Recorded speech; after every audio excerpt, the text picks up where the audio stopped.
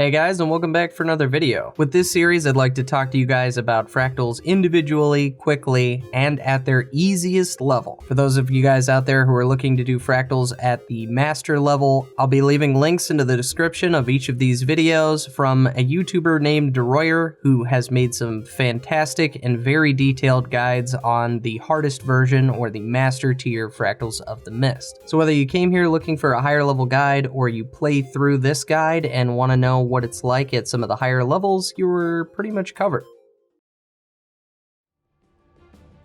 At the start of this fractal, when your party is ready, move down off the platform that you spawned in on. To the left, you should see a metal ramp covered in dredge, and that's where you need to go. In addition to those dredge, you should see that the path ahead is blocked by a gate, and on the left-hand side of that platform, you should notice that there are some metal ramps that go up a bit higher. Rather than sending everyone up that path, be sure to have the majority of your party stay back and deal with those dredge, and as soon as you feel comfortable, send one of your players up that metal ramp, where again, you'll find some more dredge in addition to a button. By standing on that button, the gate back at the beginning will open up for the rest of your team to make their way through. Since the area around the button is full of dredge, you're going to want to make sure the player sent up there can either hold their own against that many dredge or maybe even just stealth to avoid them altogether. Just make sure whoever goes to do the button pressing can hold their own. Once a few of your party members have made it through the gate, that gate will remain open so that the button presser can rejoin the party. Once everyone's made it through the gate, you'll notice that there are some more metal ramps on the right hand side, and again you'll need to send one player up there to press a button before anyone can continue. While whichever player goes up to hit the second button, the rest of the party should deal with a handful of dredge in front of the next gate, and as soon as that gate's open, make sure at least 2 players make it through to the next room. Once inside, you'll see that the next room has 2 buttons and a bunch of dredge. The buttons are on either side of the room, so players will have to split up to stand on both, and they'll be attacked by dredge the entire time they're standing there. By pressing the 2 buttons in that room, you'll not only open up the second gate so the button presser can again rejoin the party, but you'll also open up a pair of double doors just opposite the gate you came in. Rather than leading anywhere, those doors just open up to a panel that one player will have to stand at and channel until the next door can be opened. For this room, you're going to want 2 players, one on each of the 2 buttons, and you'll need another player standing over by those 2 doors that just opened to channel the control panel. While this is happening, the dredge are going to attack not only the 2 people holding the buttons down, but the person channeling, and if that player should take any damage, the channeling will be interrupted and you'll have to start all over again. For the smoothest experience in this particular room, I recommend having 2 players on the buttons that can handle taking out a couple of dredge on their own. Meanwhile, the rest of the party should head around the channeling player and protect that player from taking any damage. Once the control panel has been successfully channeled, a door will open and everyone can head through. When you first go through, you'll encounter a few dredge that you can either deal with or just run from depending on your party. Either way, you want to make it up those metal ramps and into the next room that's full of dredge. Now it's in this room that one of 2 paths will become available. There's both a left and right path, and they're chosen at random when you start this fractal, but I'll be covering both anyway just so you know what to do no matter what situation you find yourself in. If after taking out the dredge in that room you notice that the left hand side path is open, head through that opening and you should see some dredge mining lasers that you'll be able to pick up. Everyone that can should be picking these up, and once you're ready, just be sure to head through the barrage of AoEs, hopefully without being hit, until you make it to the other side where you'll be able to use that laser on the next door. Being hit even just once will ruin your mining laser and you'll have to go back and grab another one. If you should make it to the other side with your laser still intact, head over to the next gate and use your one ability to deal some damage. In my experience, it seems like the door really only takes damage when at least 2 players are using their one ability in unison, so just something to keep in mind. While this is happening, some dredge may spawn next to the gate you're trying to damage. If these guys become a problem, just be sure to have one of your party members stand in that area and take them out as they spawn back in so that everyone can damage the door. Once that door is broken, you'll be able to move on into the next part of this fractal, but first let's talk about what happens if the left side isn't available and you'll need to take the path to the right instead. Heading towards the right path, there should be a wall of dredge that you'll have to take out. Once dealt with, you'll want to head into the room and take an immediate right towards the metal cage. Inside the metal cage, you'll see a pipe, and periodically 3 bombs will drop out of that pipe. As soon as they hit the ground though, some dredge will show up to try and steal them away from your party, so be sure to grab them as quickly as possible. Once you've picked up a bomb, head back out of that room and stay to the right hand side of the room you're now in. Here you should see some pipes with an interactable object called concealing dust, and you just need to stand in that in order to stealth yourself for this next part. Before we continue, 2 things to keep in mind. Once you pick up a bomb, a timer starts and that bomb will detonate, and not only that, but the stealth that you just granted yourself is going to be temporary as well, so keep an eye on both of those timers. So while stealthed and a bomb in your hand, make your way to the back of the room, and on the left hand side you should see another pipe, and this is actually where you're going to be depositing those bombs. Once you've deposited a bomb, you should continue heading towards the back end corner of the room. You'll see some more pipes and some more concealing dust, and this is where you'll be able to reset the timer on your stealth. Once you're re-stealthed, head back and grab another bomb to start this whole process over again. It's going to take a total of 9 bombs before you can leave this room, and every time you deposit a bomb, there'll be more and more enemies waiting for you when you try to deposit your next bomb. For the smoothest experience, make sure nobody's trying to deposit bombs while being unstealthed. If you walk into any of the red telegraphs unstealthed, you're going to reveal yourself and could potentially reveal other players on your team. Try to be as graceful as you can while taking the bombs to deposit them, but remember they're on a 20-second timer. If that timer should run out, the bomb will explode and anyone caught in the AoE will be revealed as well. If you've been revealed, you'll know because there'll be a white aura around your character. Also, you'll be unstealthed and will be prevented from re-stealthing until the duration of that debuff wears off. Once all 9 bombs have been deposited, you'll be able to hit a detonation switch right by where you deposit those bombs, and the door to the next room will open. Once the door opens up, there will be some lingering dredge, and you can decide to take those out or just run into the next room. Regardless of whether or not you took the left or right path, the next room is going to be the same. So in that next room, a dredge vehicle will show up and the hatch will open, letting out some more dredge. Among them is a mini boss called Champion Rabsevich. The rest of the dredge are pretty easy to take out with AoEs if you happen to be targeting the champion, and as for the champion, you're really just going to want to keep his break bar broken and avoid some of his larger AoEs. Rabsevich may also raise his shield during this fight, and if he does, he'll begin blocking all incoming attacks and stunning any players who attack him. Here, you obviously want to try and avoid attacking Rabsevich, but in the meantime, you could take out some of the surrounding dredge. Just be sure to avoid that shield while breaking his break bar as frequently as possible, and your party should have no problem taking him out. Once you've taken out Rabsevich, the vehicle that he spawned in on will smash into a wall, and you'll have one more hallway to walk down before the very end of this fractal. The hallway itself is full of enemies, but you can pretty much just run past all of them unless your party prefers to take them out. On the other end of the hallway, you should see a nice big open room, and it's here that you should probably deal with any lingering enemies that followed you through that hallway, and it's inside this room that you'll see one of 2 bosses. Just like the path getting to the boss is random, the boss that you fight at the end is random as well. So in this room, you'll either be fighting a legendary dredge power suit or a legendary rampaging ice elemental. Regardless of the enemy that you end up with, the method by which you're going to take them down is going to be the same. The first thing you'll want to familiarize yourself with is the perimeter of the room. There'll be some metal ramps leading up to some platforms, and periodically you'll see a switch. By activating that switch, there is a large bucket of ore or lava that will pour out on the ground below. Pouring this lava out on the boss is going to give it a debuff called Superheated, and for about 30 seconds you'll be able to do significantly more damage. Throughout this fight, the boss is going to randomly select one player at a time with a purple marker above their head, so make sure your camera is pulled out at least enough to see that marker. And whenever you should see this symbol above a player's head, that means that the boss is now fixated on them and will follow them around the room. So for this fight, you're going to want to make sure that someone is always up at one of those switches ready to dump the lava, and at the same time you want to make sure that any fixated players are luring the boss closer to that bucket. The exact spot the bucket's going to pour out on is going to be indicated by some scorch marks on the ground floor, so just be sure that if you're fixated, you pull the boss directly on top of those marks. When you get the boss in the right position, be sure that you use CC to break his brake bar. This will stun the boss in place, hopefully long enough for someone to pour out the lava. As soon as the boss has been hit by the lava, it's time for everyone to do as much damage as they can for at least 30 seconds. From here, you're just going to be repeating these same tactics clockwise around the room, pulling the boss to each one of the scorch marks, and having one player go up and activate the switch. Again, once the boss has been hit, you're going to want to damage him as much as you can during that 30-second window. Both the Ice Elemental as well as the Dredge Power Suit are going to have several large AoEs you'll be needing to avoid, though I will say that the Ice Elemental's AoEs seem to be much more random. Additionally, if you should end up with the Ice Elemental, you'll not only be fighting the boss, but he'll have several additional Ice Elemental enemies that you'll have to take out as well, or at least avoid. Positioning the boss can be a little tricky, especially for new players, so be sure that you're ready to res anybody who might go down to some of those bigger AoEs or extra enemies depending on who you're fighting.